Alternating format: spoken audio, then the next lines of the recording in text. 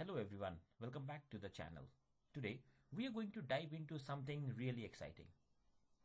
How can you run massive large language models like the ones with 70 billion parameters on a regular laptop GPU? Yes, you heard that right. Even on GPUs with just 4 gigabytes of memory.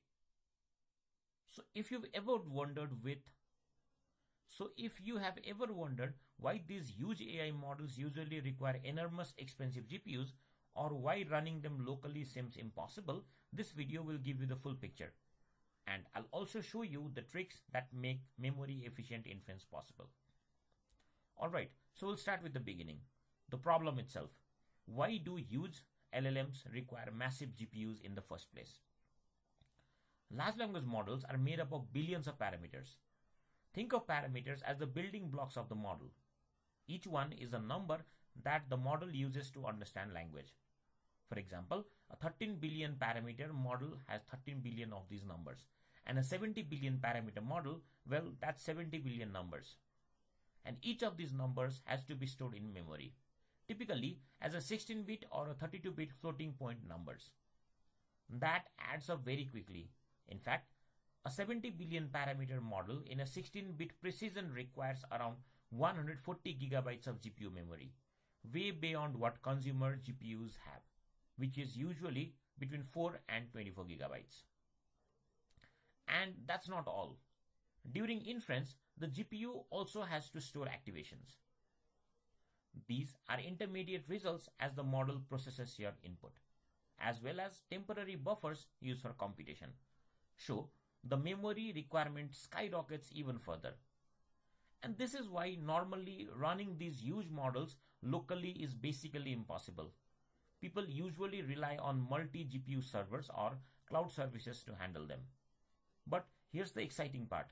What if I told you that there's a way to run a 70 billion parameter model on just 4 gigabytes of GPU memory?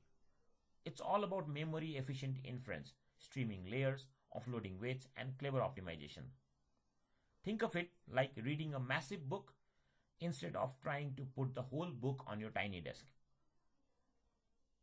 Think of it like reading a massive book. Instead of trying to put a whole book on your tiny desk, you just read one page at a time. And that's exactly what these techniques do for huge AI models. In the next section, we'll go deeper into the technical side. Why these models are model hungry, why these models are so memory hungry, and what exactly is happening under the hood that makes a GPU need hundreds of gigabytes.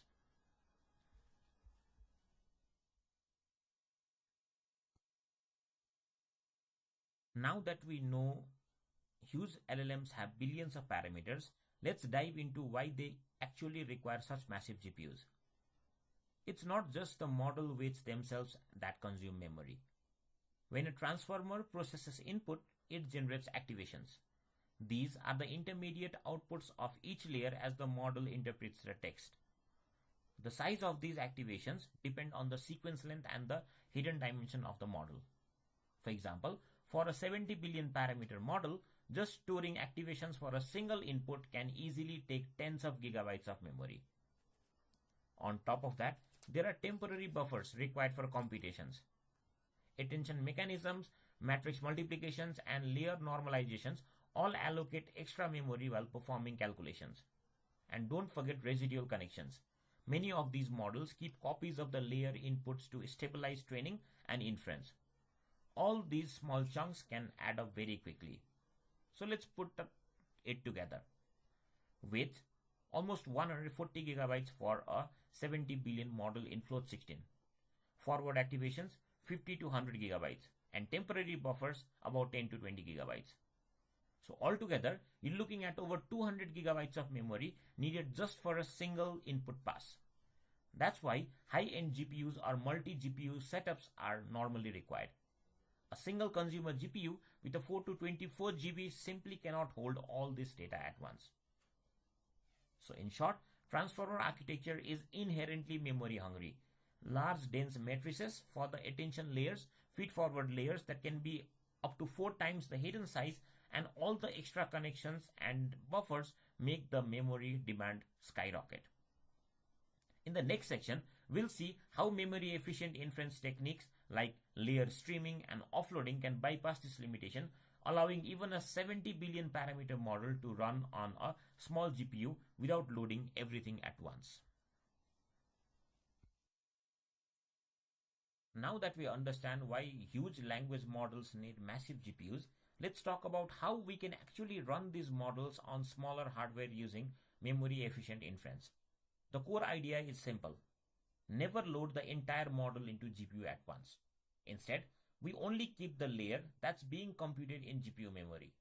The rest of the model resides in CPU RAM or even on the disk. And this is called layer-wise streaming or offloading. Transformers are made of stacked layers, and during inference, we process one layer at a time. First, the GPU loads layer 1, computes its output, and then offloads it back to CPU RAM. Next, it loads layer 2, and then process repeats until the final layer. With this approach, the peak GPU memory only needs to hold a single layer plus the current activations, drastically reducing the memory requirement. To make this even more efficient, frameworks use prefetching and pipelining. While the GPU is busy computing the current layer, the next layer can be loaded in the background, and completed layers can be offloaded immediately, minimizing idle time. Another powerful technique is quantization. Here, the model's weights are converted from 16-bit floats to 8-bit floats or even 4-bit integers. This reduces GPU memory usage further and speeds up data transfer between CPU and GPU, all with minimal impact on model accuracy. And finally, you can think of the CPU and disk as an extension of the GPU. The GPU acts as the fast computation engine, while most of the model stays on CPU, RAM, or disk, only moving slices as needed. The result is impressive. Even models with tens of billions of parameters can run on a laptop GPU with just few gigabytes of memory. Of course, this comes with a trade-off. Inference is slower because of the frequent data transfer between and extra computation for streaming. But for research, offline experiments, or demo purposes, this makes running huge models on small GPUs feasible.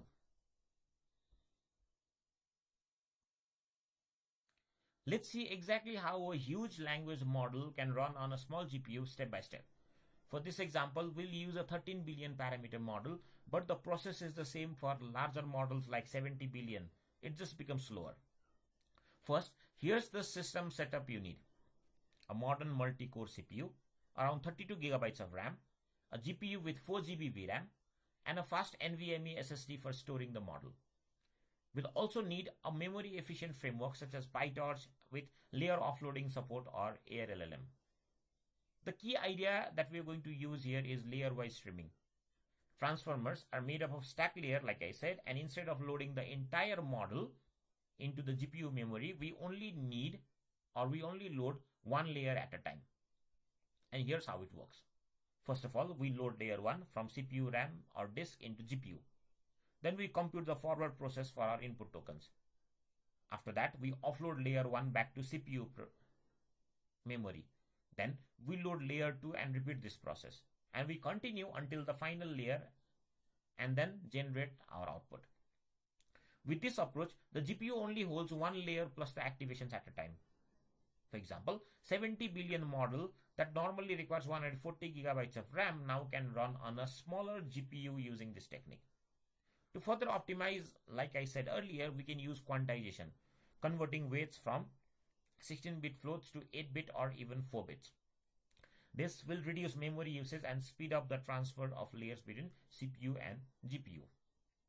In terms of performance, a 13 billion model on a 4 GB GPU can roughly generate 5 to 20 tokens per second, while a 70 billion model on the same GPU will be much slower, around 0.5 to 5 tokens per second, depending on the CPU and the disk speed. CPU-only inference is even slower, making this approach ideal for research, experiments, or demo purposes rather than real-time applications. But even with layer streaming, offloading, and quantization, there's a big difference between running a model fully on GPU and running it with these memory saving techniques. For instance, like I said, a 13 billion model on a 4GB GPU can generate up to 5 to 20 tokens per second, while a 70 billion model or higher than that will be much slower. The main bottleneck is that layers have to be constantly moved between GPU and CPU, and activations take memory and time to compute. Disk and RAM bandwidth can also limit speed, so even with prefetching and pipelining, inference is much slower than a full GPU setup. Another limitation is sequence length here. Long inputs require more activations, which increases GPU memory usage. So very long prompts or batch processing can still cause memory errors even with streaming. So what does this mean in practice? Memory efficient inference is only perfect for small research experiments where you just want to test a small model locally, offline demos or small scale applications, and learning and prototyping without renting expensive cloud GPUs. However, it's not suitable for real-time production where fast response is critical. For that, you'll still need large GPUs or multi-GPU stages. So in summary, memory efficient inference opens the door to massive models on consumer hardware, but it comes at a speed cost and requires careful management of sequence length and resources. And that's it for today. We've seen why huge large language models normally require massive GPUs, how memory efficient inference techniques like layer streaming, offloading, quantization let us run them on small GPUs, and the trade-offs you need to be aware of. I hope this gives you a clear understanding of how these techniques work and what's realistically possible on consumer hardware. So if you found this video helpful, make sure to like, subscribe and hit the bell so you don't miss more AI and machine learning deep dives. Thanks for watching, and I'll see you in the next one.